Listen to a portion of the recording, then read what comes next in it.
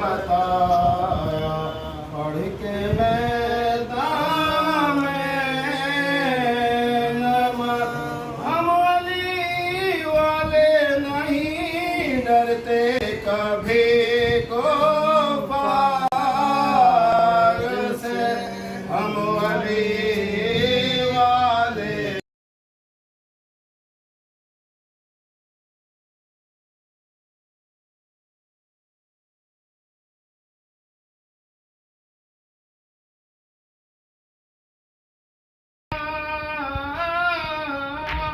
دیکھ کر ہم کو کہے یہ بتانا ہے ہمیں اے دوستوں کردار سے ہم نائن بتایا آرے صلوات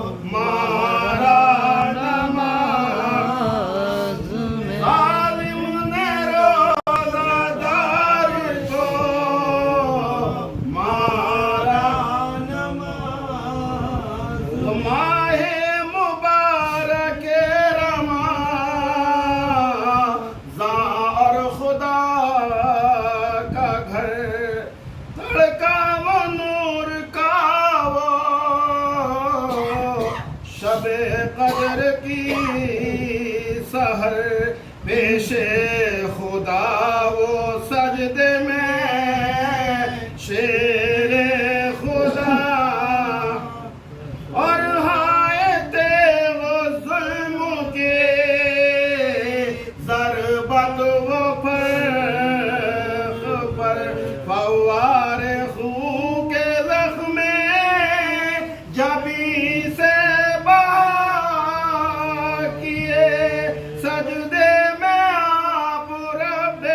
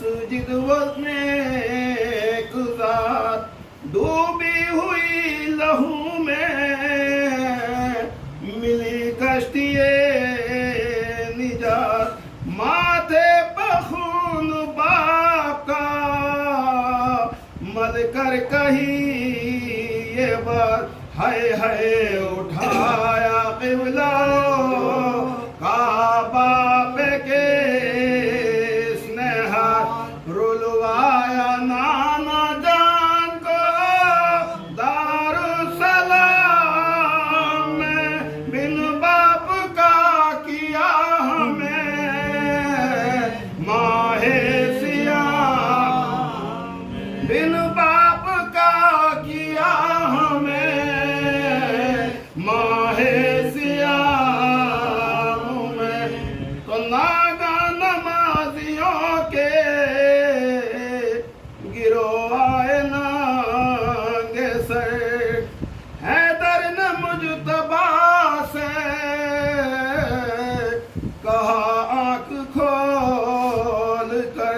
پڑھواؤ تم نماز جماعت کیے پسر ہم بیٹھے بیٹھے پڑھتے ہیں اپنے مقام پر لیکن جبھی کے زخم پہ رومال باندھ دو میرا سر شگافتہ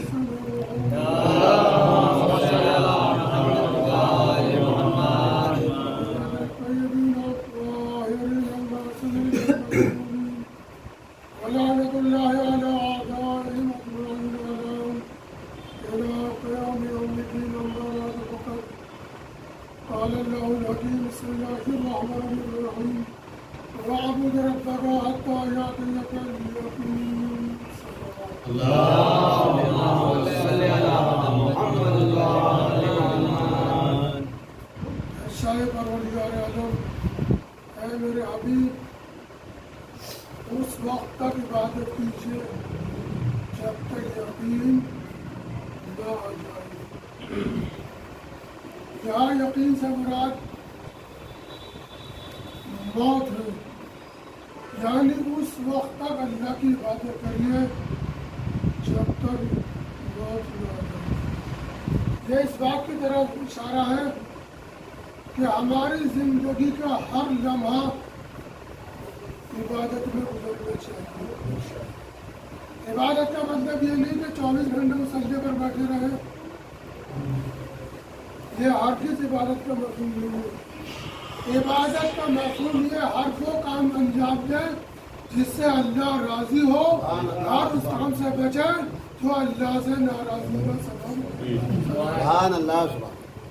لہٰذا عبادت کا مطلب یہ ہے کہ اللہ کی مخلوقات میں غور و فکر کرنا، نماز پڑھنا، روزے رکھنا اور بھی بہت سے عبادت. دیکھیے کچھ چیزیں ایسی ہیں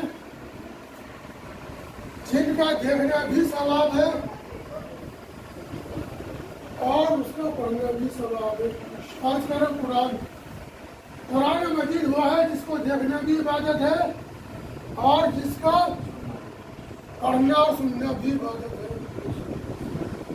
والدین کے چہرے کو دیکھنا بھی عبادت ہے، خانہ کعبہ کو دیکھنا بھی عبادت ہے، خانہ کعبہ کا طواف بھی عبادت ہے. خانہ کعبہ کو دیکھنا بھی عبادت ہے، اس کا طواف بھی عبادت ہے. جس طریقے سے خانہ کعبہ کے دونوں طریقے سے عبادت ہے، اسی طریقے سے وہ انسان جو کعبے میں پیدا ہوا اس کا چہرہ دیکھنا بھی عبادت ہے، اس کا ذکر کرنا بھی عبادت ہے. صلوات پڑھیں گے.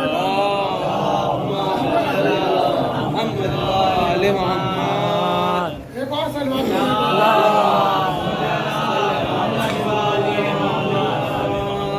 وہ کون ذات ہے جو خانہ کعبہ میں پیدا ہوئی؟ پوری تاریخ بشریت جناب آدم سے لے کے آج تک اور آج کے بعد سے لے قیامت تک آنے والی نسل میں کوئی ایسا نہیں ہے جو خانہ کعبہ میں پیدا ہو سوائے علی ابن ابی طالب کے. بس پہلے امام میں اور آخری امام میں فرق اتنا ہے، پہلا کعبے میں پیدا ہوا ہے، آخری کعبے سے ظہور کر رہا ہے. صلوات پڑھیں گے.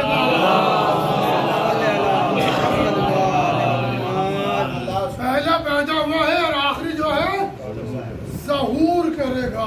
بس یہی فرق ہے. لیکن مولا کائنات کو صرف شجاعت کی دنیا میں نہ دیکھا جائے بلکہ علم و فضل کی دنیا میں دیکھا جائے کہ علی کا اخلاق کیا تھا، علی کا کردار کیا تھا. ایسے ہی تاریخ نے نہ لکھ دیا کہ علی کا ہاتھ ید اللہ ہے، علی کا چہرہ وجہ اللہ ہے، علی کی آنکھیں اللہ ہے. ایسا نہیں. آدمی تو ہر انسان اپنوں کے فضائل پڑھتا ہی ہے. فضیلت جب ہے جب خیر پڑھے، جب دشمن فضائل پڑھے تو فضائل ہیں. مثال کے طور پر حج کا موقع تھا، خلیفہ دویم نے دیکھا کہ ایک انسان ہے جس کے چہرے پر انگلیوں کے نشان بنے ہوئے ہیں. وہاں تو مکھی مچھر مارنے کا بھی الاؤ نہیں ہے، ہاتھ مارنے تو بہت دور کی بات. کہا بھائی یہ تمہارے کس نے مارا؟ کہا بھائی میں اس کو نہیں جانتا، فلاں ڈیرے میں ایک نوجوان رہتا ہے، اس نے میرے مارا. اس نے کیوں مارا؟ وہ اپنی غلطی بتانے کو تیار ہی نہیں ہے. کہا بھائی دوسرے آدمی خلیفہ جو چونکہ جس میں علم کم ہوتا ہے اسے غصہ زیادہ آتا ہے. توجہ رکھے گا. جس میں خون کم ہوگا اچھلے گا زیادہ وہ. اب اس نے کیا کیا؟ ابھی نے غصہ آ گیا، چلو ہم چلتے ہیں. وہ آگے آگے، خلیفہ پیچھے پیچھے. کہاں پہنچے؟ جہاں کائنات کا امام بیٹھا. کہا کنہوں نے مارا؟ بولے ہاں. جیسے خلیفہ دویم میں امیر المومنین کو دیکھا پرچنسا. کہا بتا میں کیا کروں؟ اللہ کی آنکھ نے دیکھا، اللہ کے ہاتھ نے تجھے مارا. صلوات پڑھیں گے.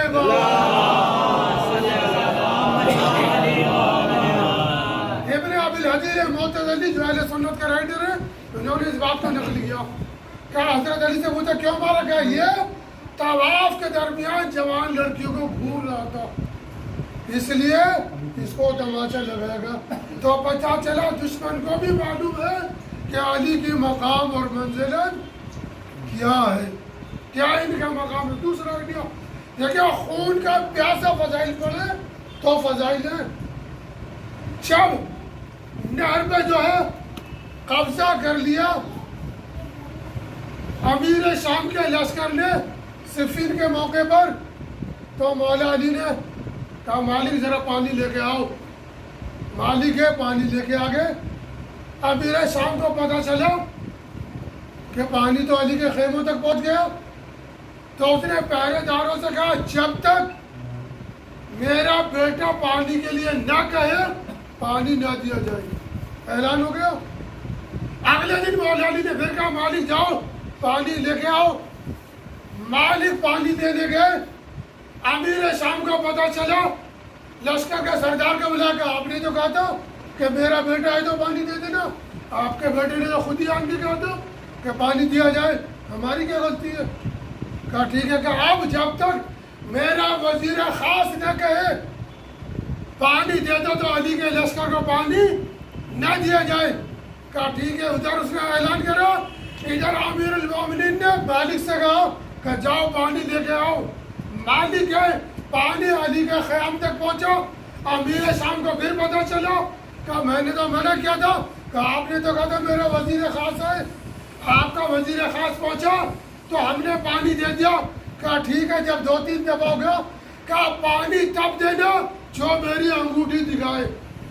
جو میری انگوٹھی کا ثبوت دے پانی دے دینا ورنہ نہیں دینا.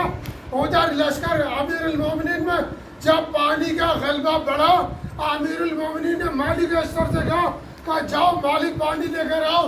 مالک پانی لے کر آ گئے. اب جب امیر شام کو پتہ چلا کہ آپ نے تو کہا تھا انگوٹھی دیکھ دینا. کہا تمہاری انگوٹھی تھی. اب جو امیر شام نے ہاتھ دیکھا تو انگوٹھی غائب تھی. انگوٹھی غائب تھی. امیر شام نے بیٹھ کے کہا نہ میرا بیٹا گیا نہ میرے وزیر نے کہا نہ میں نے انگوٹھی تھی. یہ علی کے معجزات ہیں جو پانی منگوا رہے ہیں. صلوات پڑھیں گے.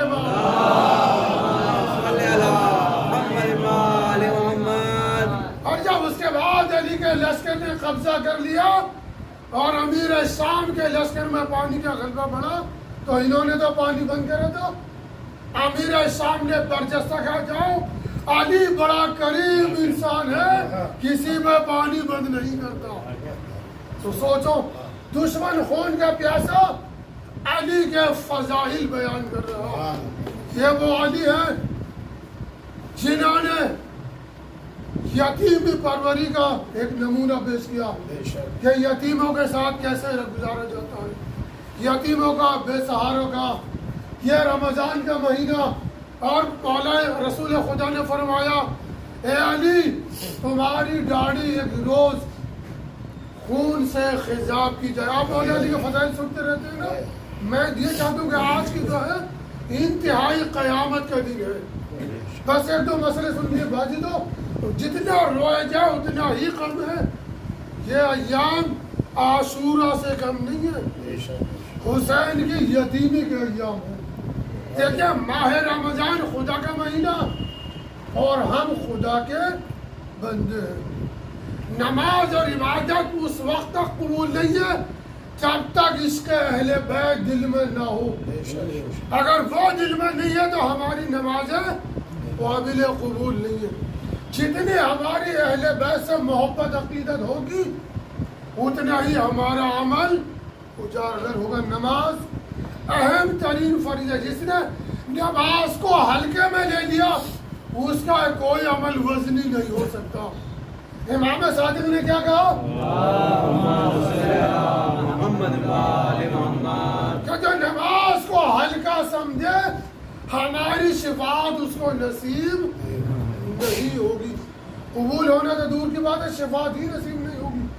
اب ایک مسئلہ چونکہ ہمارا مسائل کا سلسلہ چل رہا ہے آج بیان نہیں ہوئے. دو مسائل فضائل دو جملے دیکھیں.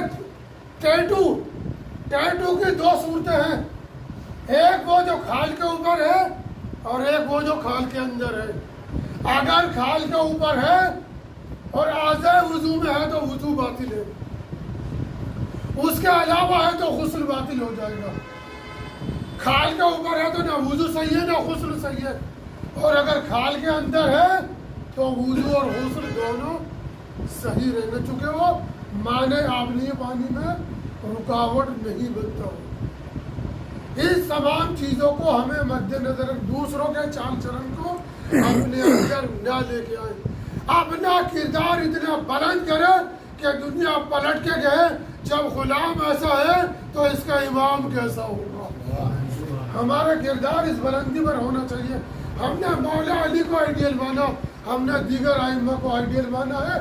ان کا مزاج یہ ہے کہ اگر دشمن بھی مسجد میں ہے تو اسے جگا کر کہتے ہیں جو جس ارادے سے آیا ہے ہم پہلے سے واقف ہیں, مگر یہ نماز صبح کا وقت ہے. کیا میسج دے رہے ہیں؟ علی اس انسان کو کہا جاتا ہے جو اپنے قاتل کو بھی بے نمازی گوارا نہیں کر سکتا, تو وہ یہ کیسے گوارا کریں گے کہ ان کے چاہنے والے نماز سے دور رہے. لہٰذا جی تو قیامت کی رات گزر چکی.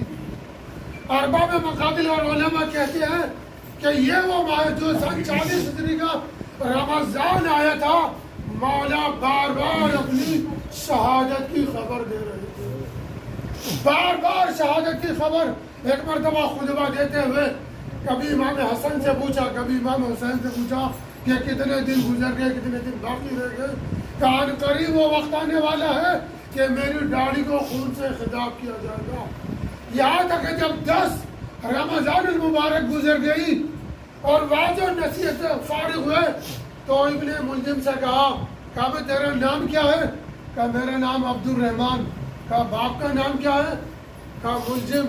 کہا تو قبیلہ مراد سے کہا قریب تو میری داڑھی کو خون سے خطاب کرے گا. اتنا سننا تھا, اتنا قریبی. کہا مولا یہ ہو سکتا ہے؟ کہا ہاں یہ ہو سکتا ہے. اس نے فوراً تلوار نکال کے مولا کے آگے رکھی. کہا مولا اس سے پہلے کہ میرے ساتھ ہی میں یہ کروں آپ مجھے قتل کر دیا. مولا نے کہا اسلام میں جرم سے پہلے سزا نہیں ہے. وہ چلا گیا. دنیا کا کوئی بھی لیڈر اپنے مجرم کو اس طرح سے گھومتے ہوئے نہیں دیکھ سکتا. فوراً یا تو قتل کرا دے گا یا اسے جیل میں بھیج دے گا. لیکن یہ علی کی منصفانہ حکومت ہے کہ جہاں قاتل آزاد پھر رہا ہے. جب وہ چلا گیا تو صحابی نے کہا مولا آپ نے اسے کیوں چھوڑ دیا؟ مولا نے وہ جملہ کہا جو غیر معصوم نہیں کہہ سکتا. امام نے کہا وہ میرا قاتل ہوگا, میں اس کا قاتل بننا نہیں چاہتا ہوں. لو عزیزو وقت گزرتا رہا. عبد الرحمن کی باتیں سننے کے بعد کوفہ چھوڑ کے چلا گیا اور 18 رمضان کو واپس آیا اور آنے کے بعد علی سے ملاقات نہیں کی ہے.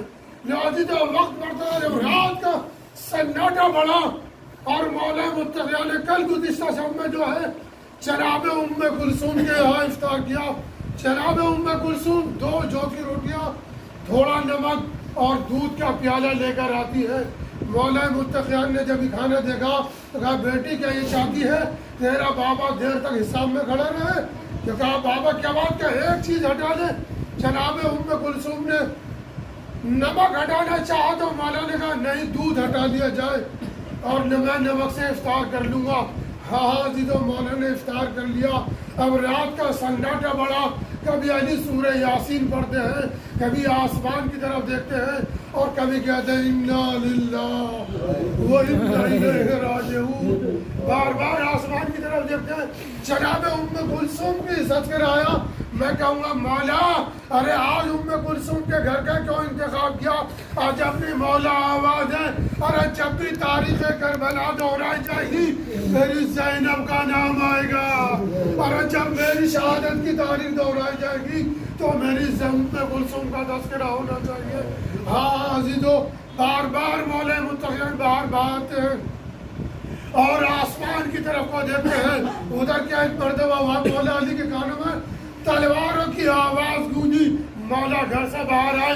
کیا دیکھا حذیفہ یمانی 40 افرادوں کے ساتھ مولا علی کے گھر کا حصار کیے ہوئے ہیں. مولا نے کہا حذیفہ یہ کیا معاملہ؟ کہا مولا مجھے ڈر ہے کہیں یہ وہی تو رات نہیں ہے جس کی بار بار آپ بشارت دے رہے تھے. مولا ہم سے یہ گوارا نہیں ہوگا کہ ہم زندہ رہیں اور آپ پر کوئی حملہ کر دے. لہٰذا ہم پوری رات آپ کے گھر کی حفاظت کریں گے.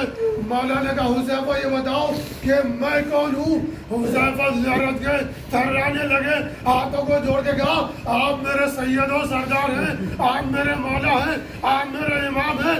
امام نے کہا حذیفہ میں حکم دیتا ہوں گھر واپس چلا جا. حذیفہ میں 40 صحابہ کے گھر واپس آیا، ادھر آن کے کیا دیکھا، زوجہ جو ہے گھر میں ننگے ٹہل رہی ہے۔ کہا حذیفہ ارے مولا کو چھوڑ کے آ گئے، کہا میں کیا کرتا، مولا نے مجھے حکم دے دیا۔ حذیفہ گھر واپس چلا جا۔ حذیفہ گھر میں آیا، آنے کے بعد تھوڑی دیر تسبیح و تحلیل کری، اتنے میں آگ لگ گئی۔ ایک مرتبہ اس کی زوجہ نے ہلایا، اے حذیفہ ارے کیا آواز گونج رہی ہے، ذرا باہر نکل کے دیکھو۔ ابھی آواز آ رہی تھی، قد قتل امیر المومنین، امیر المومنین کو قتل کر دیا گیا۔ اب جو حذیفہ اٹھا، سروں سینہ پیٹتا ہوا مسجد کی طرف آیا، کیا دیکھا مسجد کے دروازے آپس میں ٹکرا رہے۔ اجرکم اللہ، اسی تو آپ نہیں روئیں گے تو پھر کون روئے گا؟ ہمارے یہاں کا اصول یہ ہے، جب کسی کا باپ جاتا ہے تو اس کے بیٹے کو پرسا دیتے ہیں، علی کا بیٹا خون کے آنسو رو رہا ہے، اے میرے جنتے بزرگوار، اجرکم اللہ۔ ابھی تو وہ وقت آیا، ابھی میں نے ایک ٹکڑا پڑا تھا، ارے جب اس کی ہوائیں سامنے مدار ہوئی، علی نے پٹکا باندھا، گھر سے باہر نکلنا چاہتے ہیں۔ ایک مرتبہ گھر کی مرغا بھی آگے بڑھی، علی کے دامن کو تھام لیا، بس زبانے بے زبانی نوح کیا۔ ان میں کچھ سمجھے گا بابا ارے یہ کیا کہہ رہی ہے، کہ بیٹا ابھی یہ نوح کر رہی ہے، ان کے بعد تم بھی شریک ہو جانا۔ اے ام کلثوم اس بات کا دھیان رکھنا، انہیں وقت پہ کھانا پانی دینا، اگر کھانا پانی نہ ملے تو انہیں آزاد کر دینا۔ میں کہوں گا مولا ان بے زبان کا اتنا خیال، ذرا کربلا میں آئیے، حسینی سے آلتاش کی آوازیں بلند ہو رہی، لا ڈرو۔ علی گھر سے باہر چلے، علی نے ادھر گھر کو چھوڑا، ادھر ام کلثوم نے گھر کو چھوڑا، امام حسن کے پاس پہنچی، کیا دیکھا بھائی حسن نوافل پڑھ رہے ہیں، کہا بھیا بابا نے خبر شہادت دی ہے، حسن مصطفیٰ فوراً گھر سے باہر نکلے، ابھی مسجد نہیں پہنچے تھے علی، کہا بابا ابھی تو بہت رات باقی ہے، اتنی جلدی کاہے کی ہے؟ کہا میرے لال آج جلدی جانا ہے، آج جلدی جانا ہے۔ کہا بابا میں ساتھ چلوں گا۔ کہا میرے لال تجھے میرا حق کا واسطہ، واپس پلٹ جا۔ امام حسن واپس آ گئے، ادھر علی مسجد میں آئے، سب کو اٹھایا، ابن ملجم کو اٹھایا، اس کے بعد نافل نماز پڑھی، اذان کہی۔ عزیزو تاریخ میں گلدستہ اذان سے یہ دو ہی اذانیں تھی، یا مسجد کوفہ کی اذان یا 61 ہجری میں کربلا میں علی اکبر کی آواز گونج رہی تھی۔ عزیزو علی مصلی عبادت پر آئے، آنے کے بعد نافل نماز شروع کری۔ پہلی رکعت کا پہلا سجدہ تھا، ظالم نے بھرپور وار کیا، جبریل نے زمین و آسمان کے درمیان مقاصد نوحہ پڑھا، لقد تحتمد واللہ ارکان الہدى، خدا کی قسم ہدایت کا مینارہ ٹوٹ ختم، اور قتل علی المرتضیٰ، علی مرتضیٰ قتل کر دیے گئے۔ اس نوحے کا سننا تھا۔ زینب ام کلثوم نے کہا اے بھیا حسن، اے بھیا حسین یہ کیسی آواز ہے؟ دونوں بھائی دونوں مسجد میں آئے، کیا دیکھا بابا خون میں تڑپ رہے ہیں، مسجد کوفہ کی خاک کو اٹھا کے سر پر ڈال رہے ہیں۔ ایک مرتبہ امام علی مقام نے کہا اے میرے لال بیٹا حسن، باپ کا غم بعد میں منانا، پہلے نماز صبح پڑھاؤ، یہ پیغام دے رہے ہیں ہمارا غم بعد میں منایا جائے، نماز پہلے پڑھائی جائے۔ عزیزوں نماز پڑھائی، گریم میں رکھ کے علی مرتضیٰ کو لایا گیا۔ جیسے گھر قریب آیا، امام علی نے امام حسن سے کہا میرے لال چاہنے والے سے کہو گھر لوٹ جائے، چاہنے والے سے گھر لوٹ جائے۔ مولا حسن نے کہا بابا یہ تو ہمارے غم میں سر و سینہ پیٹ رہے ہیں۔ کہا میرے لال علی یہ برداشت نہیں کر سکتا کہ میری بیٹیوں کی آواز ہمارے کے کاموں میں پہنچے۔ میں کہوں گا مولا ارے سر 40 ہجری میں یہ نہ برداشت ہوا ذرا کربلا میں آئیے زینب و ام کلثوم کربلا سے کوفہ سے شام شہزادیاں دیار بجائی جا رہی ہیں آجرکم اللہ اب تک جو صابر امام ضبط کیے ہوئے تھا جب گھر میں تشریف لائے زینب پہ نظر پڑی اب علی سے دامن سب چھوٹ گیا علی چیخ مار کر رونے لگے یعنی بیٹیوں کا رونا علی سے برداشت نہ ہوا لازو جاتا رو طبیب کو بلایا گیا طبیب نے زخم کا مشاہدہ کیا اس کے بعد کا مولا ارے زخم براکاری ہے زہر اثر کر چکا ہے اے مولا وصیت کر دیجئے گا کہا کیا بتایا کھانے کو کہا دودھ کا انتظام کیا جائے اس سے تو تھوڑا افاقہ ہو جائے گا عزادارو جب کوفے میں دودھ کی خبر پہنچی تو کافی گھروں سے کئی ہزار دودھ کے پیالے آ گئے میرا کلیجہ منہ کو ہونے لگا اے مولا ارے آپ کو طبیب نے دودھ بتایا کئی ہزار دودھ کے پیالے آئے کربلا علی اصغر دودھ کے لیے تڑپتا چلا گیا پانی کے لیے تڑپتا چلا گیا آزید و تاریخ کہتی ہے 19 رمضان علی مرتضی پر بڑی سخت ترین مشکل کے ساتھ گزری بڑی بے چینی تھی بڑی بے قراری تھی کسی صورت چین نہیں تھا جب 20 رمضان آئی اور چاہنے والوں کا ہجوم لگا امام حسن بار بار کہہ رہے ہیں میرے بابا ملاقات کی کنڈیشن میں نہیں ہے میرے بابا ملاقات نہیں کر سکتے لیکن 2 صحابی مزید ہیں کہ جب تک مولا سے نہ ملیں گے تو ہم واپس جانے والے نہیں ہیں امام حسن بیت الشرم ہے کہ بابا 2 صحابی نہیں جا رہے کہ انہیں اندر بلایا جائے اندر بلائے صحابی نے آن کے مرتبہ دیکھا کہ مولا کی پیشانی پر زخم پر جو ہے زرد رنگ کا رومال بنا ہوا ہے اس سے زیادہ زرد مولا کا بدن ہو چکا ہے مولا کا بدن زرد ہو چکا ہے زہر اپنے کام کر رہا ہے اس امام نے کہا بتاؤ کیا پوچھنا چاہتے ہو کہ مولا کچھ پوچھنا چاہتے ہو علی نے کہا کہ جو چاہو پوچھو لیکن ایک بات کا خیال رکھنا کہ مجھ میں کمزوری زیادہ آ چکی ہے اب مجھ میں زیادہ طاقت نہیں ہے جلدی جلدی پوچھو سوال کا جواب دے دیا مولا نے وصیت کر دی اس کے بعد دوسرا صحابی آگے بڑھا کہا بس جاؤ بس خدا حافظ آج کے بعد اب قیامت میں ملاقات ہوگی اس آواز کا اہل حرم نے سن لیا تھا والیہ کی آواز بلند ہونے لگی صحابی گھر سے باہر نکلے زینب آگے بڑھی ام کلثوم آگے بڑھی ایک اور عام برپا ہوا عزاداروں دن گزر گیا اب جب 20 تاریخ کا دن گزرا وہ شب 21 آئی جب آدھی رات ڈھلنے شروع ہوئی علی نے امام حسن کے حوالے سارا گھر بار کیا ایک ایک کی ذمہ داری سنبھالی اس کے بعد جب پیر سمیٹنے لگے کہا بابا یہ کیا ہو رہا کہا بیٹا تم نہیں دیکھ رہے رسول خدا آ گئے فاطمہ آ گئی ہے اے بیٹا یہ مجھے لینے کے لیے آ گئے علی نے دامن کو سمیٹ لیا پیروں کو سمیٹ لیا میں کہوں مولا ارے جب آپ نے راجعون پڑھا تو گھر والے باز تھے آئے غریب حسین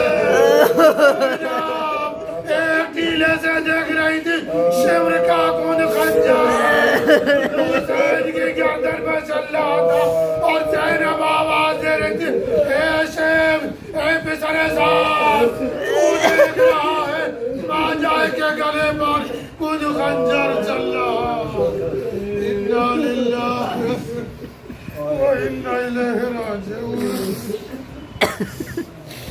پروردگار ہماری اس خلیل والے کو قبول فرما ہمارے کثیر گناہوں کو معاف فرما امت جو مر چکے ہیں ان کی مغفرت فرما جو زندہ ہیں انہیں ہمارے خیر کی توفیق عطا فرما ہمیں جو برسر روزگار ہے انہیں برسر روزگار فرما، جو برسر روزگار ہے ان کے رزق میں ترقی عطا فرما، پرچم کفر و نفاق کو سرنگو فرما، امریکہ اسرائیل دشمنان اسلام کو نیست و نابود فرما، پرچم اسلام بلند و بلندتر فرما، ایران اتباعت اہلیت ورد کرام علماء اعلام کی حفاظت فرما، ابو جہاز غلامان سوگواران امیر المومنین سب کی جان و مال و عزت آبرو کی حفاظت فرما، ہماری اس قابلی عبادت قبول فرما، امام زمان کے ظہور میں عادل فرما، ہمیں ان کے آوان و سان میں قرار فرما، ربنا تقبل منا انما انت السمیع العلیم۔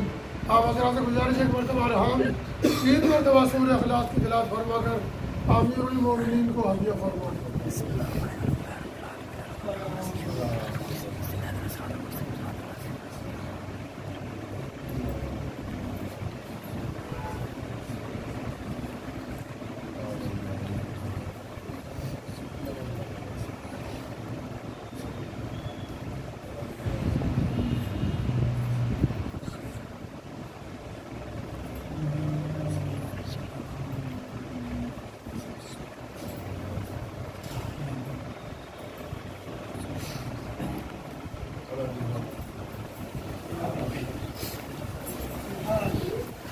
السلام علیکم یا رسول اللہ، السلام علیکم امیر المومنین، السلام علیکم فاطمۃ الزہرا، السلام علیکم الحسن المجتبی۔